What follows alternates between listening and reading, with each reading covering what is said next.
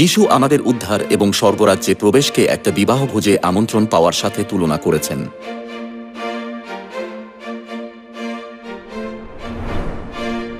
কেন তিনি এটাকে বিবাহভোজের সাথে তুলনা করেছেন? যিশু আবার দৃষ্টান্ত দ্বারা কথা কহিলেন।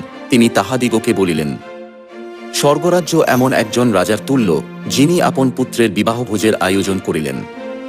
অতএব তোমরা রাজপথের মাথায় মাথায় গিয়া যত লোকের দেখা পাও, সকলকে বিবাহের ভোজে ডাকিয়া আনো। তাহাতে বিবাহবাটি অতিথিগণে পরিপূর্ণ হইল। বিবাহভোজের জন্য প্রয়োজনীয় উপাদান হল বর, কনে এবং অতিথি।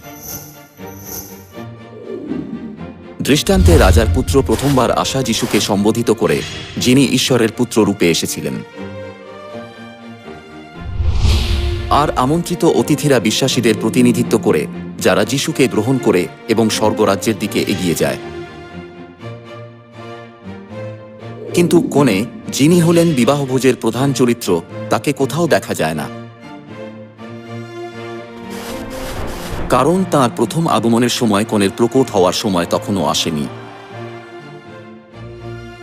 বাইবেল ভবিষ্যদ্বাণী করে যে কনে শেষ দিন তাঁর দ্বিতীয় আগমনের সময় প্রকট হবেন।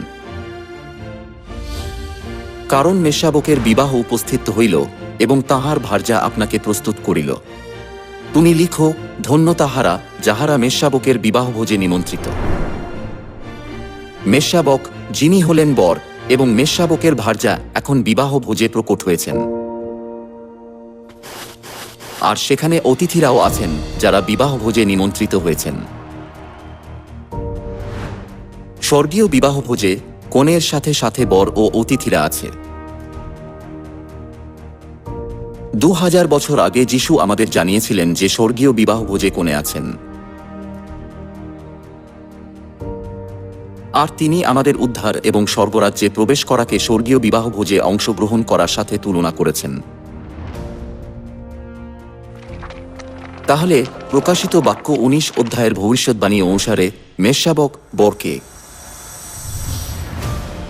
মেষশাবক হলেন যিশু। কিন্তু মেষশাবক যিনি কনের সাথে প্রকট হন, তিনি দ্বিতীয়বার আসা যিশুকে সম্বোধিত করে, যিনি শেষ দিনে প্রকট হবেন।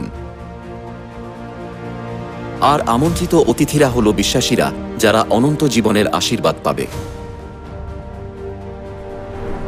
তাহলে কনে মেষশাবকের ভার্যাকে, যিনি তাঁর দ্বিতীয় আগমনে প্রকট হন।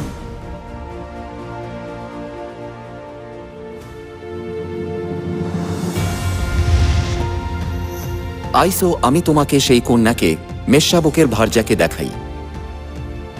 পবিত্র নগরী জেরুসালেমকে দেখাইলেন, সে স্বর্গ হইতে, ঈশ্বরের নিকট হইতে নামিয়া আসিতেছিল। স্বর্গীয় জেরুসালেম কোণে মেষশাবকের ভার্যাকে চিহ্নিত করে।